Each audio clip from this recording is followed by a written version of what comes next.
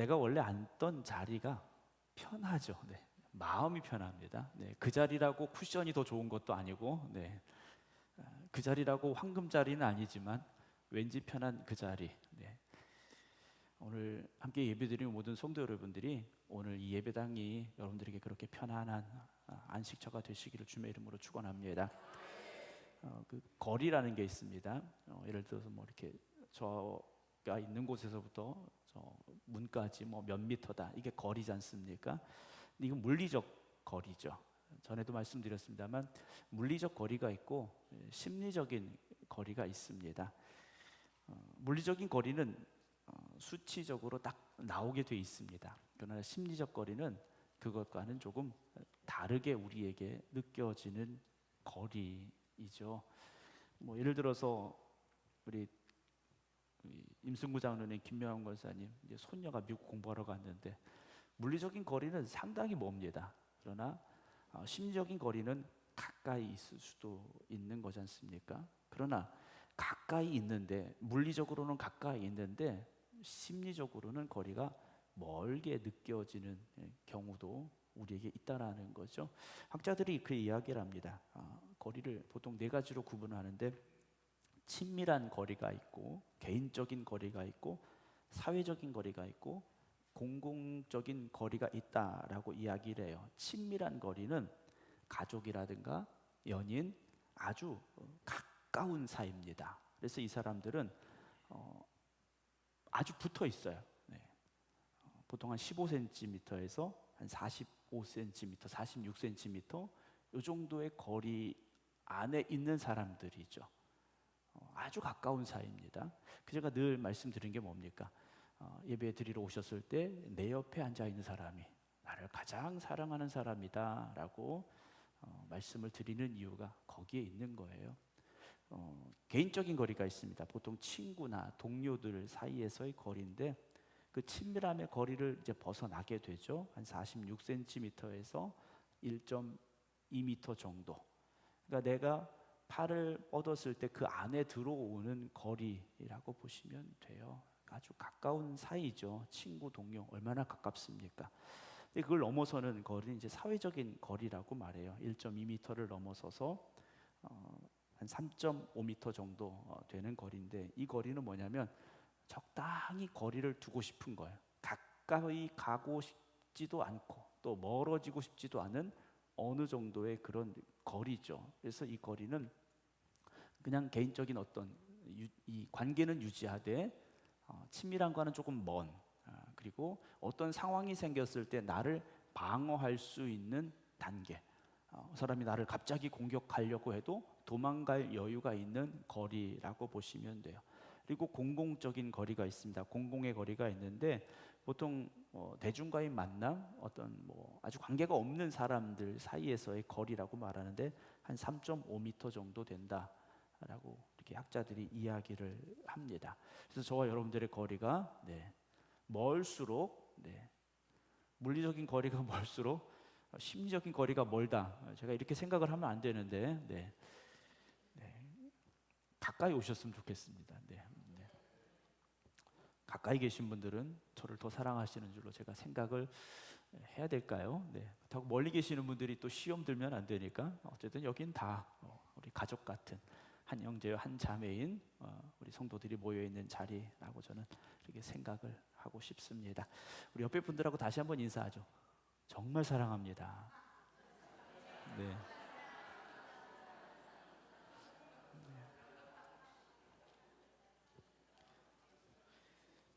지난 주간에 증평에서 우리 이제 목사님들, 동기 목사님들하고 사모님들이 이렇게 모임이 있었어요. 모임이 있었는데 그 증평에 있는 목사님이 그 예배를 이제 드리면서 설교를 하셨는데, 그 설교 시간에 그런 고백을 하셨어요.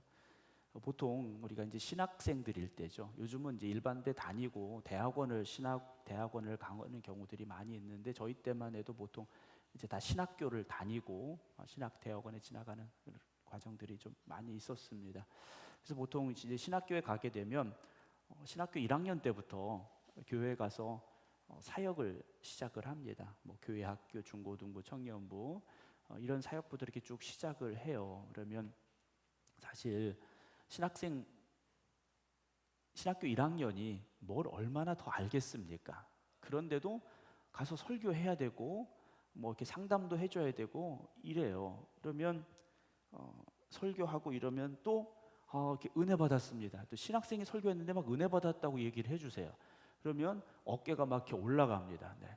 막 내가 설교하면 막 베드로가 설교했더니 3천 명, 5천 명이 막 회개하고 돌아올 것 같고, 기도하면 병자가 막 나을 것 같고 이런 마음이 들어요. 그러다가 딱 목회 현장에 들어가게 됩니다. 요즘에 이제 이 수련 목회자 제도도 있고 또 부목사님들도 많이 있긴 합니다만, 저희 때는 대부분 이제 개척을 하든지 아니면 단독 목회 자리에 가든지 이래야 됐어요. 그래서 목회를 그렇게 시작을 하는 겁니다. 근데 목회 현장이 생각만큼 그렇게 넉넉하지가 않아요. 현실과 딱 마주치게 되는 거죠. 교육전사 시절에는 막 은혜 받았다고 했던 분들이 많은데 실제 목회 현장에 가서 설교를 했는데 다 주무시는 거예요. 네. 그리고 어떤 관계 때문에 시험 들어서 막 교회 떠나겠다고 하고, 이 목사님도 그랬던 것 같아요. 그래서 야, 내가 이거 목회를 할 게 아니구나. 내가 가능한 한 빨리 목회를 그만두든지 하나님이 그만두게 하시든지 이게 결정이 나야 되겠다라는 생각을 가지셨다라는 얘기를 하시더라고요. 근데 보통 목회를 시작한 목사님들의 대부분이 목회 초년에 그런 고민을 하게 됩니다. 주의 종으로 부름받은 사명을 가지고 목회지에 갔는데 내가 가진 능력이 부족한 것인지, 내가 여기하고 안 맞는 건지 그 고민에 빠지게 되죠. 여기 있는 저도 그 시절을 겪었습니다. 네. 보통 목회자 그러면 우리 성도님들이 보시기에는 참 소중한 자리이고 아무나 갈 수 없는 자리, 또 하나님이 택하신 자리, 얼마나 귀한 자리입니까? 그런데 막상 목회자의 마음속에는 현실의 문제 속에서, 목회 현장 속에서 겪는 그런 갈등과 고민이 끊임없이 생겨날 때가 있다라는 거죠. 그래서 밖에서 보기에는 화려하고 뭔가 아름다운 것 같은데 실상 그 안은 그렇지 않은 경우들이 있습니다. 오늘부터 3주 동안 열왕기하 5장의 말씀 가지고 함께 3주 동안 말씀을 나누려고 하는데요. 오늘 본문에 나아만이라는 장군이 등장을 합니다. 이 사람 잘 아시죠? 네. 잘 모르시나요? 네. 잘 아시죠 할 때는 그냥 고개를 끄덕이시면 돼요. 네. 아람의 군대 장관입니다. 아람이라는 나라의 군대 장관.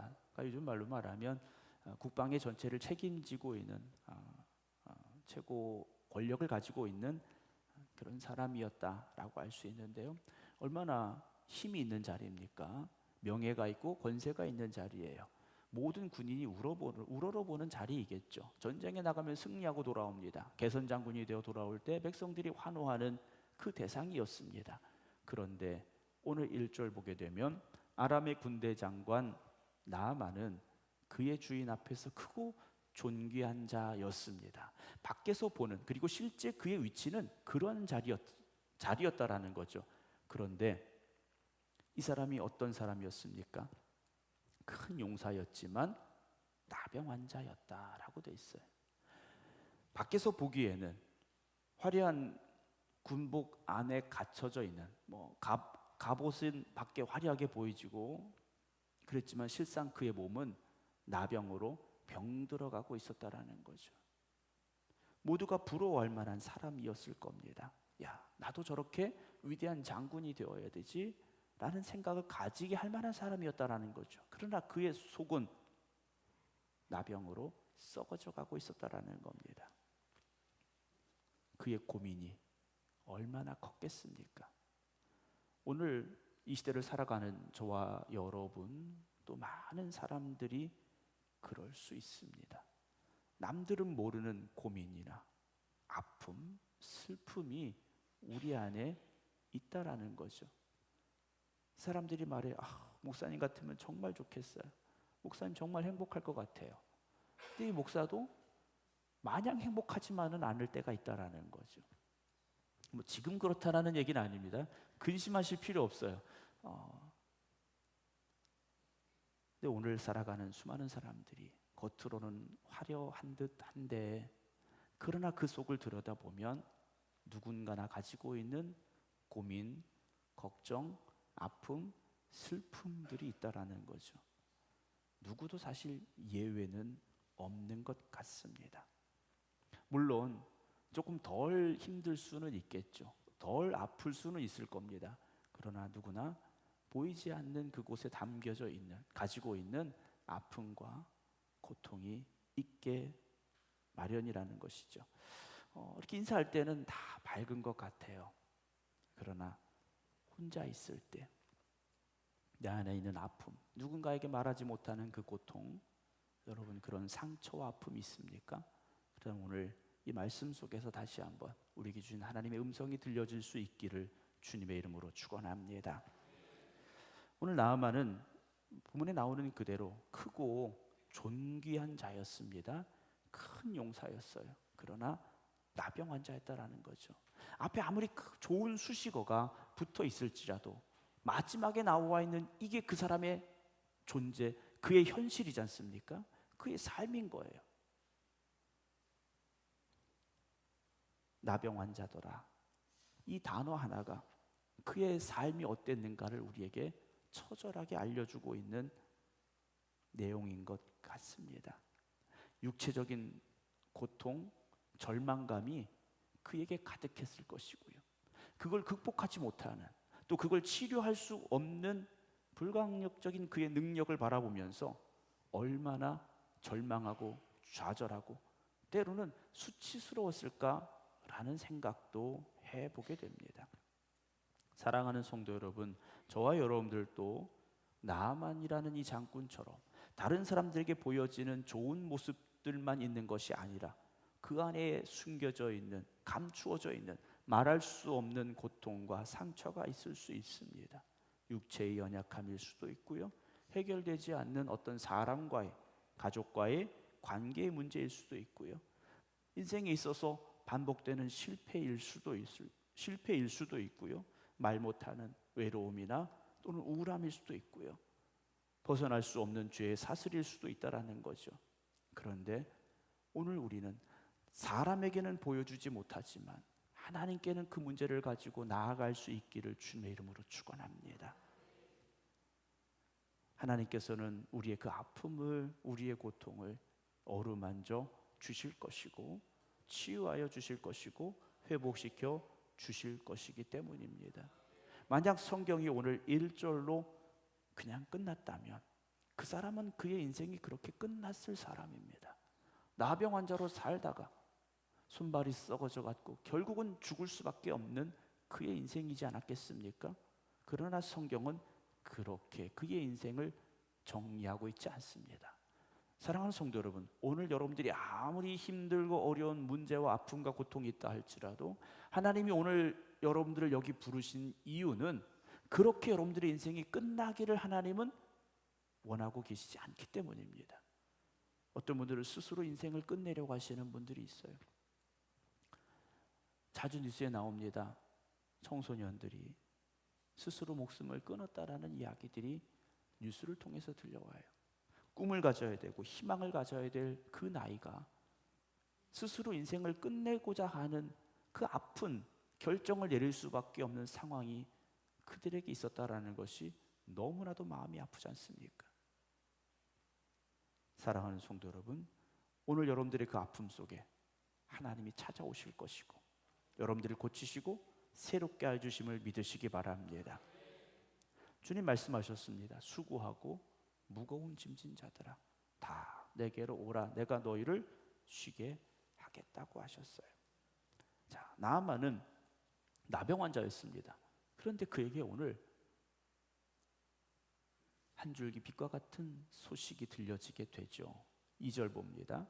전에 아람 사람이 떼를 지어 나가서, 요즘 말로 말하면 도적대 같이 나갔던 사람들이에요. 근데 이 사람들이 떼를 지어 나가서 이스라엘 땅에서 어린 소녀 하나를 사로잡아 온 겁니다. 노예로 팔려고 사람을 사냥하러 간 겁니다. 근데 이 아이가 세상 말하면 정말 운이 없게 붙잡혀 온 거예요. 도적대한테 붙잡혀 온 겁니다. 붙잡혀 와서 종으로 팔려간 겁니다. 근데 간 집이 어디였습니까? 나아만의 집이었습니다. 나아만의 집에 가서 그의 아내의 수종을 드는 종이 됐어요. 여러분, 이 소녀 입장에서 보면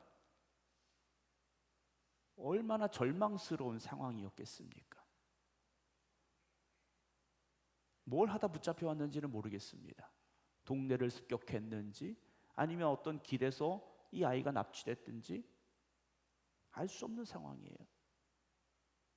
절망스럽고 정말로 포기하고 싶은 그런 인생이었을 것입니다.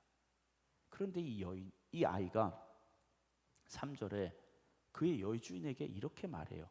우리 주인이 사마리아에 계신 선지자 앞에 계셨으면 좋겠습니다. 그래요.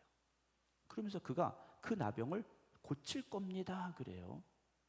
만약에 저와 여러분들이 어린 소녀였다면 아무리 좋은 의사를 알고 있더라도 주인에게 말하고 싶을까? 그렇지 않았을 것 같아요. 나를 힘들게 한 아람 사람이지 않습니까? 나를 고통 속에 내몬 아람 사람이에요. 물론 우리가 이 말씀을 나누면서 주인의 여정이 얼마나 인격적으로 대했을까, 얼마나 사랑함으로 대했을까, 이런 이야기도 종종 할 수 있습니다. 그건 알 수 없어요. 물론 선한 행동을 했기 때문에 이 아이도 마음을 열고 이런 이야기를 했으리라 얼마든지 추론은 가능합니다만 알 수 없는 상황이에요. 우리는 이 비슷한 상황을 누구에게서 볼 수 있습니까? 요셉에게서 볼 수 있습니다. 요셉도 노예로 팔려갔습니다. 물론 납치당하고 도적대에 끌려간 건 아닙니다. 오히려 더 심한 상처죠. 자신의 형제들에게, 물론 어머니가 다른 이복 형제들입니다만 형제들의 시기와 질투로 말미암아 죽을 위기는 넘겼지만 애굽의 노예로 팔려갔더라는 거예요. 근데 이 요셉은 애굽의 노예로 팔려갔는데 그의 삶을 세상에 맡기지 않았습니다. 하나님을 바라보았고 믿음을 지켰더라는 거죠. 내가 지금 노예로 팔려왔지만 하나님이 나에게 주신 꿈이 있고 나는 그 꿈을 붙잡고 살아갈 거야 라는 소망을 가지고 있었던 것 같습니다. 오늘 이 어린 아이 역시, 어린 소녀 역시 그렇지 않았을까라는 생각을 합니다. 이 어린 소녀가 가지고 있었던 믿음이 무엇이었을까 하는 거죠. 이 어린 소녀는 사실 너무나도 힘들고 어려운 삶을 살았을 겁니다. 몸도 힘들고 마음도 힘들고. 그런데 그 안에 무엇이 있었느냐? 믿음이 있었다라는 거죠. 믿음이 있었다라는 겁니다. 자, 이 어린 소녀의 믿음을 우리가 한번 보겠습니다. 3절을 다시 보면 우리 주인이 사마리아에 계신 선지자 앞에 계셨으면 좋겠습니다. 그러니까 거기 갔으면 좋겠다라는 거예요. 왜냐? 거기 가면 그 선지자가 그 나병을 고쳐줄 것이기 때문입니다라는 거예요. 가면 고침 받는다라는 믿음이 이 아이에게 있었다라는 거죠. 이 아이가 엘리사 선지자가 병을 고치는 그 역사를 현장에서 체험했는지는 모르겠습니다. 목격자였는지는 모르겠어요. 그러나 이 아이에게는 그 믿음이 있었다라는 거죠. 그리고 자신의 현실 속에서도 그 믿음은 변함이 없었다라는 것이고요. 사랑하는 성도 여러분, 오늘 우리에게는 어떤 믿음이 있습니까?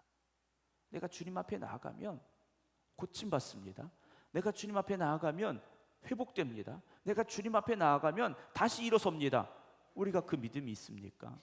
이 어린 소녀는요, 자신의 그 힘들고 어려운 상황 속에서도 그 믿음은 잃지 않았고 그 신앙의 기억은요 붙잡고 있었더라는 것이죠. 비록 자기는 노예로 여기 살고 있지만 엘리사 앞에 가는 사람은, 하나님의 선지자 앞에 가는 사람은 병이 났습니다라는 그 고백을 붙잡고 있었던 어린 소녀였다라는 거죠. 본문에 나오는 이름 없는 어린 소녀, 우리는 그 아이와 같은 믿음을 가져야 되고요, 그 아이보다 훨씬 더 나은 믿음의 자리에 우리는 설 수 있어야 됩니다. 그래서 이 아이의 말을 다시 보면요, 그리 복잡하지 않아요. 선지자 앞에 가면 뭡니까? 고침받습니다 이거예요.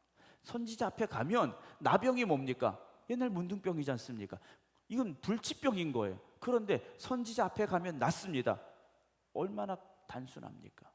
믿음은 여러분 복잡한 게 아니에요. 믿음은 복잡한 게 아닙니다. 7절 먼저 보겠습니다. 이 나아만이 자기의 주인이죠, 왕에게 가서 이 사실을 얘기했어요. 내가 거기 가면 나을 수 있다는데 내가 가보겠습니다 했더니 왕이 편지를 써서 보냈죠. 그래서 이스라엘 왕이 그 편지를 받아 읽고 7절에 이렇게 이야기합니다. 이스라엘 왕이 그 글을 읽고 자기 옷을 찢으며 이르되 내가 사람을 죽이고 살리는 하나님이냐. 자, 왕의 입에서 나온 말 첫 번째, 사람을 살리고 죽이시는 분은 누구십니까? 하나님이세요. 그런데 그가 어찌하여 사람을 내게로 보내요. 자, 그럼 여기 답이 있지 않습니까? 나한테 온 이 나아만을 어디로 보내면 됩니까? 엘리사에게 보내면 돼요. 그런데 그 문제를 여전히 자기가 끌어안고 있지 않습니까? 그의 나병을 고치라 하느냐? 너희는 깊이 뭐하라고요? 생각해 보라는 거예요. 어린 소녀는 간단하게 말했습니다. 선지자 앞에 가면 나병이 고침받습니다. 근데 이 왕은 깊이 생각해 보는 거예요. 생각을 꼬리가 꼬리를 물고 계속하는 거예요. 그래서 결론이 뭡니까? 저 왕이, 아람 왕이 틈을 타서 나와 더불어 시비하려, 즉 전쟁하려 하는구나 라는 이 생각을 하게 돼요. 여러분, 생각이 많아지면, 복잡해지면 지금의 이 상황 속에서 가져올 수 있는 결론이 아니라 내가 만들어낸 결론에 도달하게 됩니다. 여러분, 생각을 많이 해야 될 때도 있긴 합니다. 그러나 여러분, 인간적인 생각을 많이 하지 마시고 믿음으로 살아가시기 바랍니다. 이 왕은요, 너무 많이 생각했어요. 아, 그래? 하나님은 사람을 살리시기도 하고 죽이기도 하신다. 그러면 나는 할 수 없어? 그러면 선자에게 보내야지 하고 빨리 보내면 되죠. 근데 여전히 그 문제를 자기가 끌어안고 있는 겁니다. 여러분, 나에게 찾아온 문제를 내가 해결할 수 있느냐? 일단 내가 해결할 수 있는 건 문제가 아니라고 말씀을 드렸지 않습니까? 나에게 해결할 능력이 없기 때문에 그게 문제가 되고 고민이 되고 근심이 되는 거예요. 여러분, 그건 어디로 가야 됩니까? 수고하고 무거운 짐이지 않습니까? 주님 앞에 가지고 가시기 바랍니다. 주님 앞에 가지고 가셔야 돼요. 가셔서 주님께 맡기시기 바랍니다. 4절로 다시 가봅니다. 나아만이 들어가서 그의 주인께 아뢰 이르되 이스라엘 땅에서 온 소녀의 말이 이러하더이다 그래요. 그 아이가 이스라엘 땅에 가면 선자가 있는데 내가 거기 가면 낫는다고 합니다 라고 가서 말을 했어요. 이 어린 소녀의 말이 나아만을 움직이게 만들었다라는 거죠. 여러분들의 말이요, 그 말을 전해 듣는 사람의 마음을 움직이고 그 사람의 발걸음을 주님의 전으로 인도할 수 있습니다. 너무 어려우신 거죠, 그거는. 네. 이 아이가 한 거 뭡니까? 자기가 들은 거, 어찌 보면 자기가 목격한 거, 그거 그냥 말한 거예요. 그런데 이 나아만이 마음이 움직였고 그리고 발걸음이 움직였습니다. 여러분, 전도를 어렵게 생각하시면 정말 어렵습니다. 정말 어려워요. 여러분들이 그 사람의 손을 이끌고 여기까지 데려오는 게 전도다? 꼭 그렇지만은 않습니다. 그 사람 마음속에 그 마음이 감동이 되어지고 내가 교회를 한번 가볼까라는 생각이 드는 것, 그것만으로도 여러분 큰일을 하시는 거예요. 그러려면 여러분들이 체험하고 고백하고 있는 신앙을 증거할 수 있어야 됩니다. 그 복음은 복잡한 게 아니에요. 단순한 겁니다. 복음은 단순한 거예요. 근데 이걸 복잡하게 생각하고 무슨 교육을 받아야 되고 훈련을 받아야만 할 수 있는 것처럼 우리가 생각하니까 자꾸 어려워지는 거예요. 전도는 하는 사람만 하는 거, 할 수 있는 사람만 하는 거, 이렇게 생각하고 있다라는 거죠. 여러분, 오늘 여러분들을 통하여 누군가에게 그 복음이 전해지기를 주님의 이름으로 축원합니다. 이 아이는 복음을 전한 거지 않습니까? 복음을 전한 거예요. 이 말씀을 쭉 앞으로 나가면 결국 나만이 어떻게 됩니까? 하나님 앞에 서는 사람이 됐다라는 거예요. 인생의 문제를 가지고 하나님 앞에 나아갔더니 인생의 문제도 고침받았고 그가 하나님 앞에 서는 예배자가 되어졌다라는 것이죠. 사랑하는 성도 여러분, 너무 간단합니다. 너무 간단한 거예요. 그런데 우리는요, 우리들 스스로 복잡하게 만들어가고 있는 것 같다라는 생각을 여러분들에게 드리게 됩니다. 다윗이 형들이 있는 전쟁터에 양식을 가지고 갔지 않습니까? 전쟁터가 어떤 상황이었습니까? 잘 아시는 대로 골리앗이라는 거인이 그 전쟁을 지배하고 있었어요. 어느 누구도 골리앗과 맞설 수 있는 준비가 되지 않았습니다. 해봐도 안 돼. 우리 나가면 죽어. 그런데 다윗은 어땠습니까? 간단했어요. 하나님이 나와 함께 하시는데 그것밖에 없었더라는 거죠. 물론 물맷돌을 열심히 잘 던져서 훈련된 사람이었다. 이것도 맞습니다. 그러나 정말 다윗을 움직이게 만들었던 건 다른 거 아니에요. 하나님을 모욕하는 저 골리앗을 내가 쓰러뜨리겠어라는 단순함에서부터 시작이 됐다라는 거죠. 예수님께서 풍랑이 있는 이 갈릴리 바다 위를 걸어오십니다. 제자들이 그걸 봤어요. 베드로가 어떻게 합니까? 주님, 나도 오라고 불러주세요. 바다 위를 걸어갑니다. 간단했어요. 주님 말씀하시고 베드로는 걸었어요. 그런데 그 순간 어떤 일이 벌어집니까? 풍랑이는 바다를 보고 말았지 않습니까? 바람을 보고 말았어요. 생각이 많아지고 복잡해집니다. 물에 빠지고 말았어요. 수영을 할 때도 그렇지 않습니까? 수영을 할 때도요, 생각이 많아지면 물속에 자꾸 빠져듭니다. 여러분, 우리의 인생이라는 이 바다를 건너가면서 여러분 좀 믿음 안에서 단순해지시기 바랍니다. 어린아이처럼 믿으시기 바랍니다. 근데 어른이 되면, 나이가 들어가면 생각이 참 많아집니다. 생각이 참 많아져요. 우리들 스스로 거기다 문제를 더 집어넣기도 하고, 우리들 스스로 거기에 좋지 않은 결과를 갖다 대입하기도 하고, 그러나 나의 인생의 문제 속에 하나님이 들어오시면 결론은 하나입니다. 하나님이 하십니다. 여러분, 그 단순한 믿음의 자리에 여러분들이 서셔야 돼요. 오늘 제목 그대로 하나님께로 나아가셔야 됩니다. 하나님께로 나아가셔야 돼요. 8절 봅니다. 하나님의 사람 엘리사가 이스라엘 왕이 자기 옷을 찢었다함을 듣고 왕에게 보내 이르되 왕이 어찌하여 옷을 찢었습니까? 그 사람을 내게로 오게 하소서. 그가 이스라엘 중에 선자가 있는 줄을 알리다.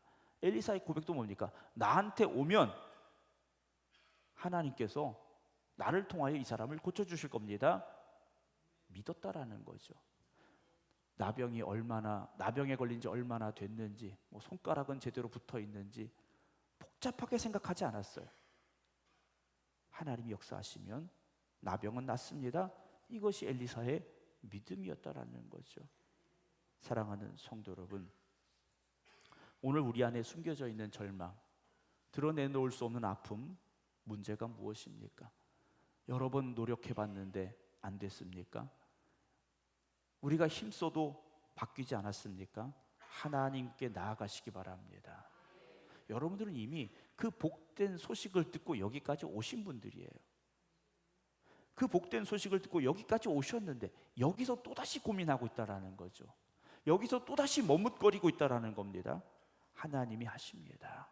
하나님이 고쳐주시고 하나님이 해결하십니다. 오늘도 그 하나님은 살아계십니다. 여러분, 오늘 이 자리가 그저 주일날 예배 시간이 됐으니까 나온 자리가 되지 마시고요, 하나님께 인생의 문제를 가지고 나아갈 때 하나님이 역사하시고 하나님이 해결하시고 하나님이 함께 하십니다라는 믿음으로 고백되어질 수 있는 그 자리가 되시기를 주님의 이름으로 축원합니다. 기도하겠습니다.